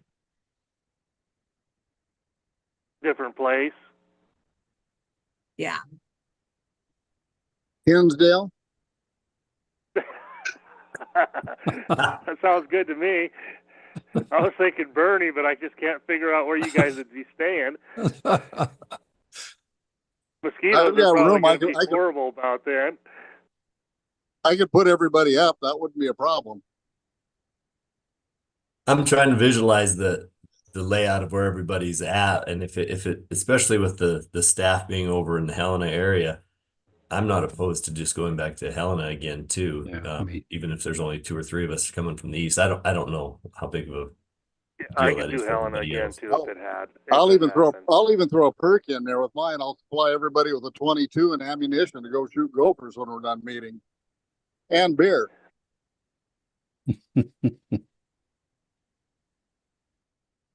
So is Helena a suitable alternative if we can't get enough space in Lewistown at this point? Sure. Yes. Or Bozeman. I mean, that wouldn't be that much more. Well, for me, it wouldn't be any different, but yeah. I'll be in But Helena. Helena, Well, so that would work better for me. Helena would work. Helena's fine by me. Does Helena not work for anybody? And again, we'll have to just see what the availability is. I'm really not sure. Yeah, I'd rather do Lewistown, but Helena would be fine also. Okay.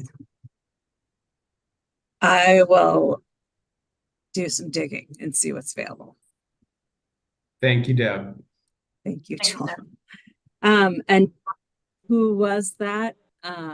Bo, was that you? You said you'd be available if we did it in Helena for both the days, or? Yeah, either one of those works for me. I think it was Mike that said he'd be available both days though, if we did Helena. Oh, that was Mike. Okay. Yep, that was me. Sorry. I've got something. I've got another meeting in Helena on the 12th. I would be available on the 13th, but I could maybe see if I could split those and try getting the first one done earlier in the morning or something. I'll be in Helena though, so if that's where we're at, then I'll figure out a way to Sounds good. make both of them. Okay. Thanks. Thanks for that. All right. So we have half an hour that we had planned on left. So one thing I think that would be helpful in advance of our meeting in a couple of weeks is to go ahead and keep looking at the drafts that we've shared, and we'll send out this revision again here, and bring your edits, bring direct language that you'd like to see added to this. And also that idea of adding more context around these guiding principles, I think is probably a good one. And so if you can bring some draft text, that would help us, really speed things along when we're in person, I think. Having text on the screen to discuss is easier than sitting and trying to write something together. So just a little bit of homework that we'd suggest to make this as efficient as possible. Do we want to spend any time though right now talking about some of these things and trying to get some of these edits together? And let's start with Gwen, not to put you on the spot, but I do want to hear from you since we know that you won't be at these meetings, right? Like, make sure that everyone has Gwen's feedback in mind so that we can incorporate that. Yeah, I should be able to zoom in to at least some of the stuff if that's an option, which I think it would be. You're talking about revisions on the draft guiding principles, like what we just especially that. Yep. Okay. Yeah, I kind of agree with everybody on the maintaining the opportunity to hunt mule deer now and into the future for user groups. I think that's not super clear. We might need some improvement there. And the overcrowding stuff too, I think.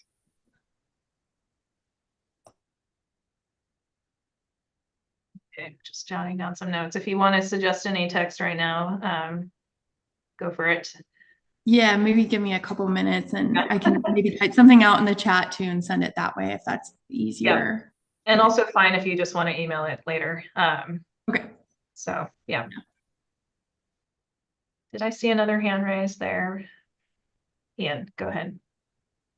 Yeah, I guess I'm just kind of curious on, I guess, departments take, or like, I mean, for example, that, maintain opportunity to hunt mule deer now and in the future. What, kind of like, what do you mean by that? Is it, it's, as far as refining this list, I think a few, pretty small tweaks and we're there. I think, we've captured a lot of it. It's just a matter of like, once we go on to the next stage, does the intentions and, thoughts of this group, does it get lost? And what, I guess, as far as a supplement to this, what seems reasonable? Or, could each group or each group member submit their own own comment that just, you know, I mean, it just kind of goes into the file as a future public comment, like what these things mean to Ian, what these things mean to whoever else is on the group or something, just to kind of add some context for future interpretation by the department. Because I think everybody has their own, yeah, I mean, we have some general consensus, but we all also have, you know, some specific ideas or whatnot. I just feel like we're somewhat cutting this short, or there's going to be a lot of good stuff that gets kind of lost if we just boil this down to these two specific deliverables and kind of leave it up to interpretation from there. Deb or Justin, do you want to? Yeah, I guess I was going to ask, are you looking for department feedback on that, Ian? Because I would agree with you. I guess whether or not you're looking for feedback, I guess I'll give you some, is that the language right now, as you guys were talking about, it's a little unclear. Improve or maintain opportunity to hunt mule deer now and into the future. That can be interpreted in a million different ways, like opportunity to hunt once every 5 years, once every 10 years, or does that mean every year? So be specific would be my recommendation. If you aren't specific, then it will be lost. I've been through this process dozens of times, many times with public working groups. And I can tell you that the next step, when you all are done of giving this to everybody else, it is impossible for all of it to be captured and interpreted the way you meant it. So the more specific you can be now, the more likely it is that it will be interpreted the way you meant.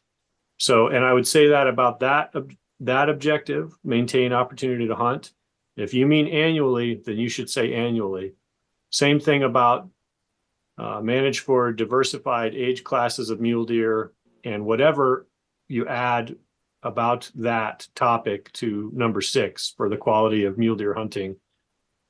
If you mean you want more older age bucks, then you should say that, because otherwise, like Rick pointed out in his comment, there's already a diversity of age classes. A diversity of age classes could mean a million different things. So the more specific you can be, the better. And that's okay if these things need to be traded off against each other. Like you can't hunt every year, everybody can't hunt every year, and under the general season structure for 5 weeks and have more older age bucks. That's fine. It's fine to leave it that like everything doesn't have to be pointing in the same direction, but the clearer it is, the more direction the department will have to draft the plan or alternatives in the plan. All right, a lot of hands raised. Deb, did you want to add to what Justin just said? Thanks. Actually, I just wanted a little bit more clarification from Justin, because I totally agree. Being specific is very, very important, but I'm just wondering if there's, tips or recommendations on how to do that without, spiraling into the means or the how to do this, right? Because we want these to be the end goal objectives. What do you want? So being as specific as possible about what you want and not going into necessarily how to get there is, I think, the charge, right? So I don't know if there's tips that you guys have had experience with or something. Yeah, the issue now is that there's uncertainty in the language. It's not that I'm not asking for you to provide means for us to achieve these objectives. Like Director Temple said at the beginning, that's not what we're looking for. I'm just asking for you to clarify the language so there's less room for interpretation about these fundamental things of fundamental importance.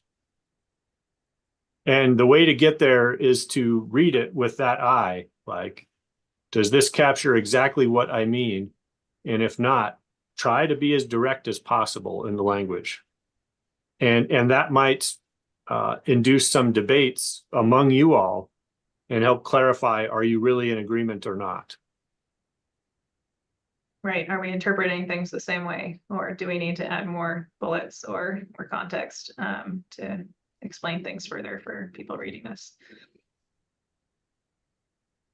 That help, Deb? Well, Yes, definitely. Thanks. I mean, it seems like our principles that we drafted in Helena might be a little too specific, but they do provide some context that I think we could pull into this that maybe is a little bit too simple. And maybe we could blend it a little without sort of leaving some of those hyper specifics out, but adding a little bit more of the context that I think creates those sideboards of direction and intent. Okay. Mike, you had your hand up. That discussion between Deb and Justin helped a lot. Thank you for that. And I had another point I was going to make. Yeah, to kind of touch on Ian's worries too, whether we could publish along with this, like our I'm just looking through our process notes. And I mean, I know that's kind of just to keep us organized, but to have more discussion under each one of these points, while still providing, undoubtedly we need to keep getting more specific with this list here. And that's what the public will look at, is these first bullet points that we have. But then if they want to flip the page and go in and read more of our discussions on each one of these points, I feel like we could break down a lot of these notes and into underneath this guiding principles that we have going. So I don't know, maybe that'd be a way to approach that concern. Great, thank you. Anyone else have any comments for now?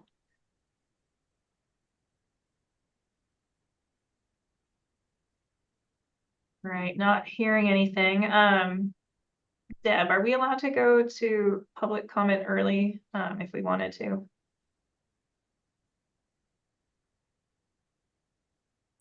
I believe you can, but there might not be anyone there and ready to go until 1, right? I have 5 attendees. So we could do that, or we could try to do that, or we can keep talking about some of these specifics and try to edit some of these some more. Up to you guys. Ian? I don't know. I guess I think it might be helpful to kind of, I guess, just continue, discussions on what that ultimate deliverable is going to be and whether, okay, we refine this list, and I mean, to Justin's point, get more prescriptive and specific with some of these bullet points. But then, to Mike's point, can we have a second page where we, do another tab under each one of these headings, and, do we get to put a paragraph in on what it is that we mean by some of that? Is that is, I think, your group's call as how you want to present this. And I would say that if you plan to do something like that, then definitely like writing out as much of that before we get together as possible would be really helpful, because that would take a lot of time to co-edit and write together at the same time. So we can kind of create a document maybe that everyone can have access to start typing in what you would suggest under each of these and go from there maybe. Let's see, Rob, go ahead. Thank you. If we're going to get more specific on that document, I think it would be important to define. I think everybody would feel that we want to maintain annual hunting opportunity for everyone, but I also think it would be important to increase the age structure of harvested bucks as well. So it sounds like a dichotomy, but it may not be.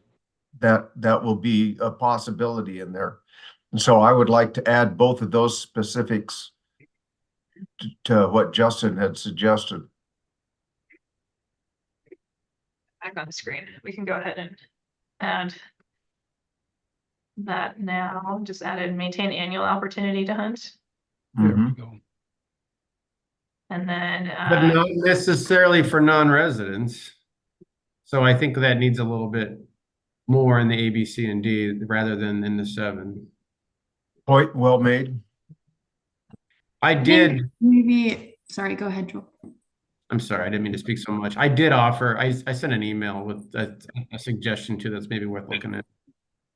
I would drop it in the chat, but I don't see one.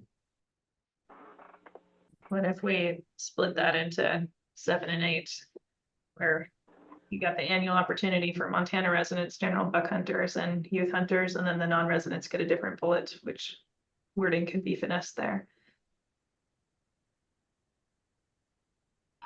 This might be nitpicky, but I don't really love like the word maintain, because it kind of, to me, when I read that, it sounds like we're trying to say we're going to keep everything the same. And I don't think that's what we're trying to do. We're trying to not do that, right? So yeah, I like find it a little bit better. I don't know.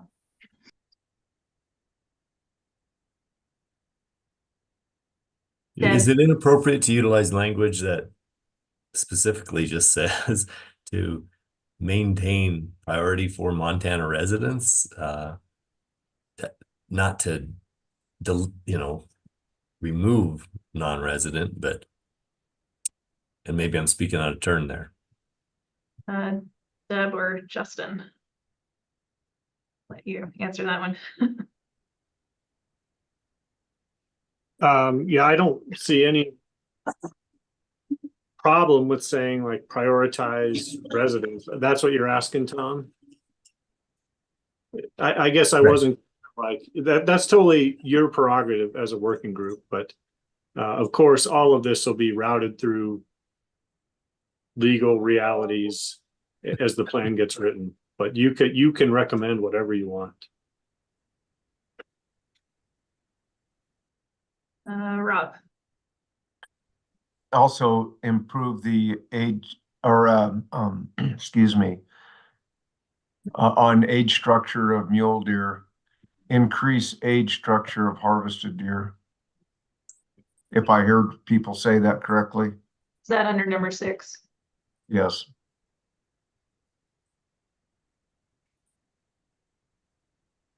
And so knowing that this brings up that whole conversation about age structure that we've been back and forth on, this is where more context I think is helpful, in that we recognize as a group that all these things can't probably simultaneously necessarily be achieved, right? So there are give and take on each, and if you do one thing, you might affect something else. So in this case, to Rick's concerns about age structure and CWD, maybe that if we manage for one, we might get more of the other. So that's natural and okay to have those dichotomies in here, is my point.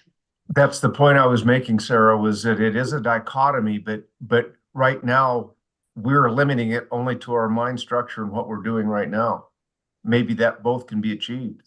Right. So we do want, and this is why we need to have everything in here so that when FWP gets to the point of trying to make a decision on this, they can actually weigh the outcome under each of these things. And so, yes, there is a win-win solution out there, and we just need to make sure that we can evaluate for that by having everything explicitly included.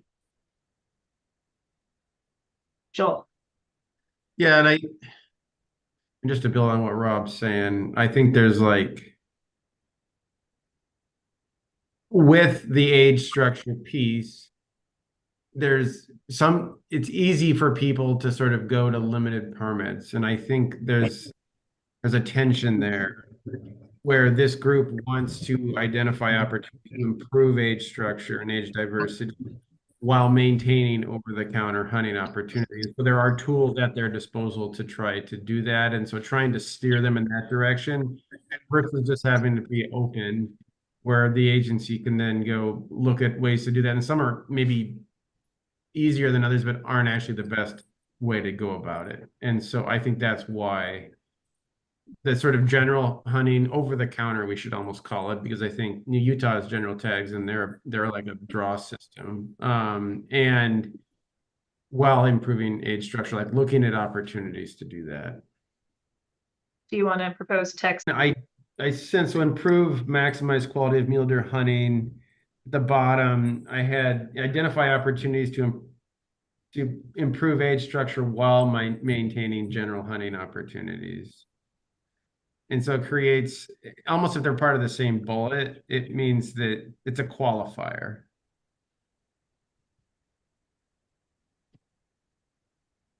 Something like that. Yes. And I yeah, I'd seek to, you know, increase age. And this is not going to be an old deer structure. It's more just having increased diversity. Okay, thank you. Mike. So building off of this age structure conversation, and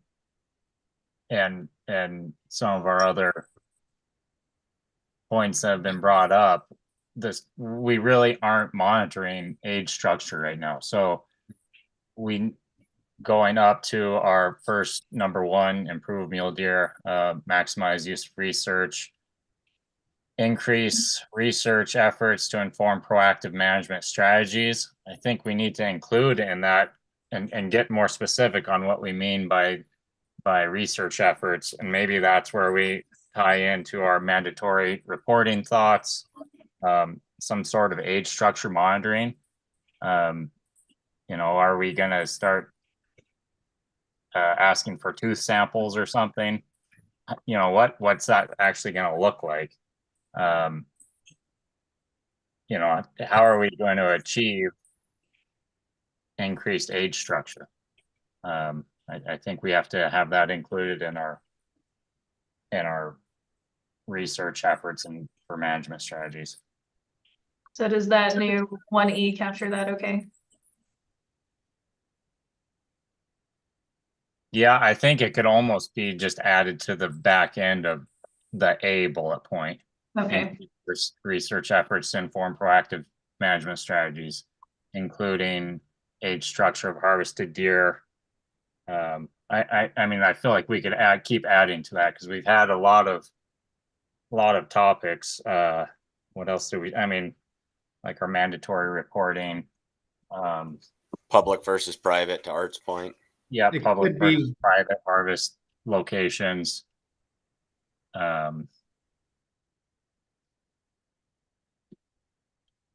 It could be like more robust hunter surveying and reporting or something. Right. Yeah, that's what I'm trying to get at, I think. You know, how many guys are traveling, hunting multiple regions? You know, if we're going to talk about doing a pick your region, we need data to show who that's going to affect and stuff. So I feel like we could just keep adding on to A as they come into our minds.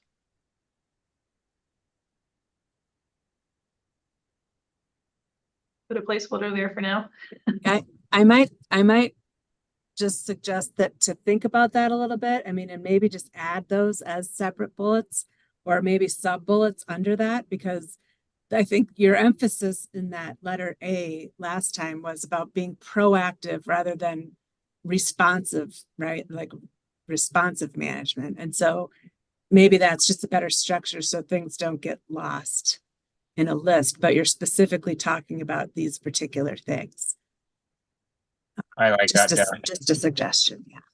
Would that make the different bullets a B? I mean, would we separate it out because the increased research efforts was like collaring of deer, right? So I almost think it's two bullets. How would you rephrase it? I would move the including down to B. I mean, I think it's increased research efforts to inform proactive management strategies. I mean, I guess we could have, I mean, I feel like it'd be B, like, you know, have more robust hunter survey and reporting, including, well, A would be more about like mortality research and seasonal movement research and things like that.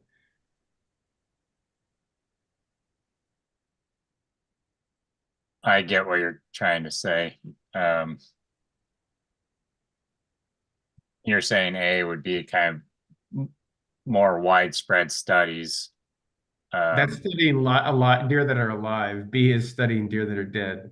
Okay, In a way. I get where you're trying to go.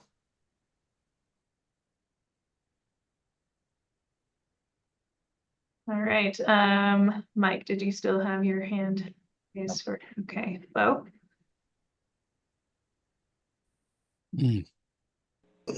So kind of getting away from that, but back to number 4, when it comes to maximize funding opportunities, I'd like to see a bullet under there about the potential of changing tag prices. I'm sure everybody saw that email from Stephanie this morning, and other people have voiced it as well. Just maybe, obviously that's not our call. That's beyond our scope, but I think it's something that should be looked at by the department. So maybe a reevaluation of, resident and non-resident tag prices. So that'll be something that would be appropriate, I think more so probably for the parking lot, list of ideas that the Okay. group present, or however you want to deal with that later. The specific suggestions of what could be done. Okay. Rob. Thank you. Just a quick comment, building on what Justin said a minute ago, or Joel, excuse me. That's why it was important to state, as far as improve quality of mule deer, age structure, and maintain an annual harvest, because that takes permits off the table as an option to do that, which is important. We're not creating any more trophy areas. And with all due respect, back in 1, again, what I think Joel was getting at here, all due respect to the department, I wasn't convinced on their record, on their phone surveys, as that was the best method to collect and gather data. And I think we need to be specific in there, have more robust hunter survey. I think we need to mention something in there. Joel, you're much better at this than I am.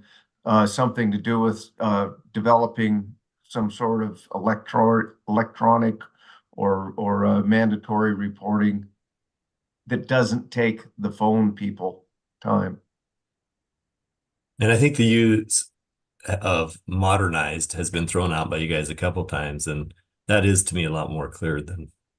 I like that. Have more robust and modern. We're trying not to go to mandatory hunter reporting because that's becoming that prescriptive thing we were asked not to do. And so I think if we frame it though around have more robust and modern hunter survey and reporting, how about have more robust and modern annual hunter survey and reporting?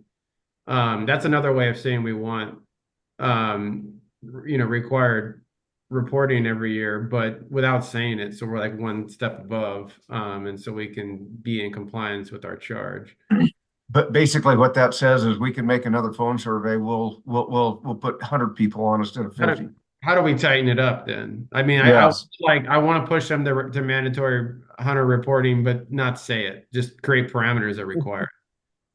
That's why I think modern does it. Okay. Well, wait, so I get to use a cell phone instead of a telephone. How about exhaustive? How about have more robust and modern annual hunter survey and reporting that's exhaustive of all hunters? That means everybody, and there's only one way to do that. I think that it could be argued that the phone survey is currently doing that. Yes. We need, we're trying to say it with modern, but, I think it needs to include, app-based or web-based or, I don't know. I mean, why can't we just say, Can we say e-based? E-based?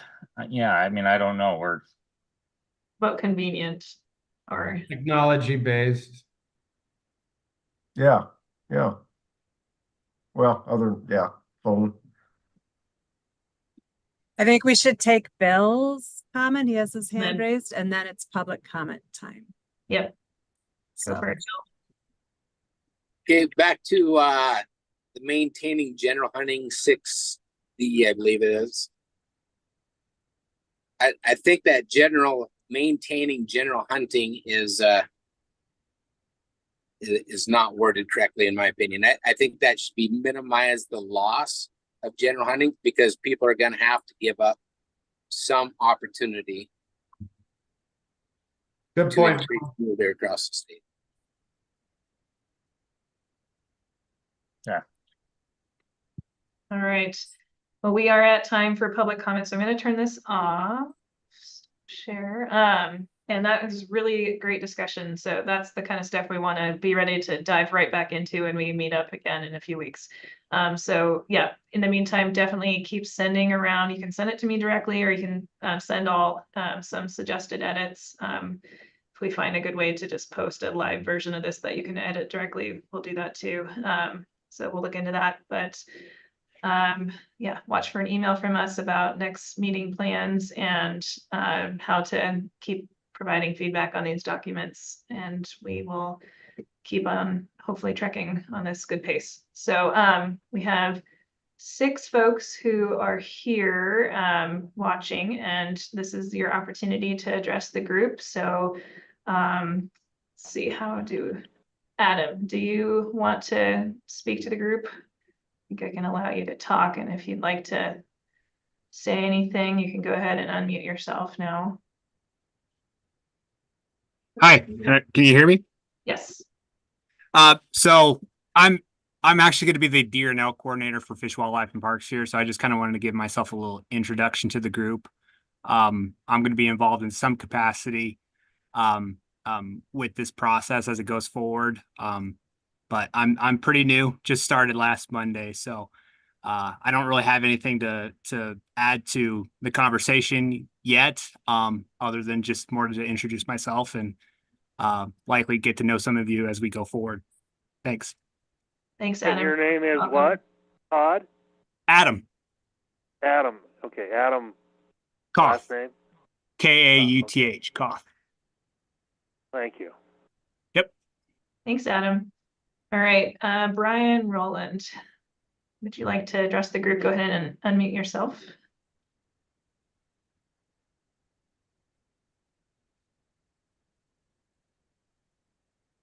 Can't hear you, but it does look like you're unmuted.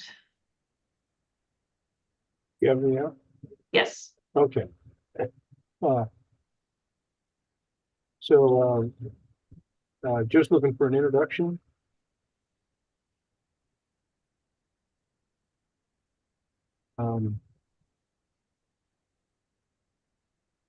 So Brian Wakely, I'm the game bureau chief, just listening in to hear all the conversation.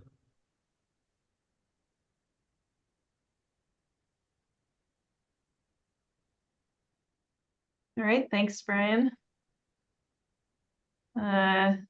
Sarah, I think you were looking for Brian Rowland. Yeah, right? yeah, that's what That was Brian Wakeling. Brian's Wakeling's been here the whole time, but that's what I thought. I'm a little confused. Brian Rowland, did you want to address the group? You just need to unmute yourself if you do.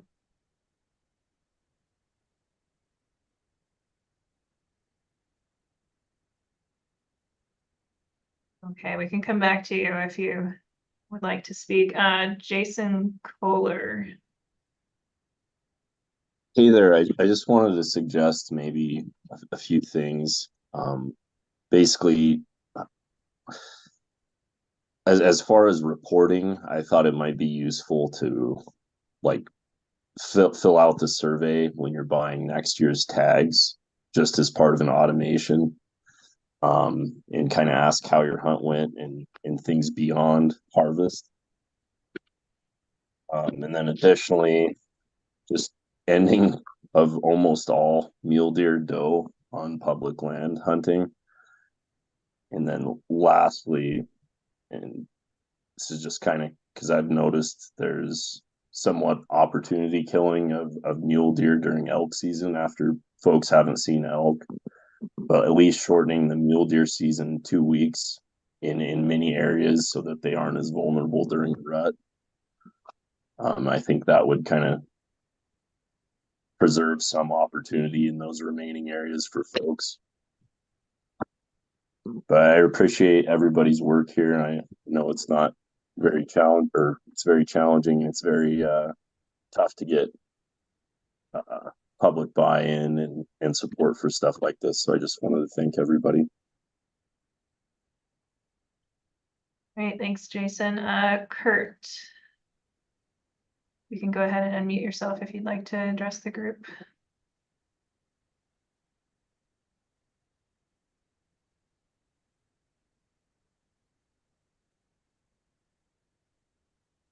All right, Randy Bogus, go ahead and unmute yourself if you'd like to speak.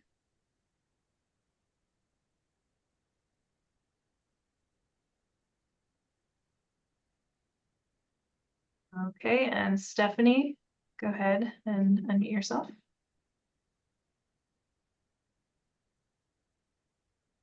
All right. So I think that was everyone. If anyone from the attendees list would like to say anything else, this is your chance.